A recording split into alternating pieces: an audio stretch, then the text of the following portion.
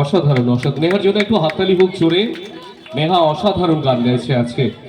তবলাই সঙ্গীত করছেন খুব ভালো একজন আমাদের সবার প্রিয় মানুষ তবলা বাদক। তুমি থাকবে মাননীয় কমলাকান্ত বেরা মহাশয়।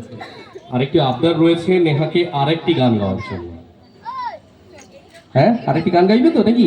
চলো, নেহার কাছে আরেকটা গান আমরা শুনে নিই। আমরা পরবর্তী শিল্পী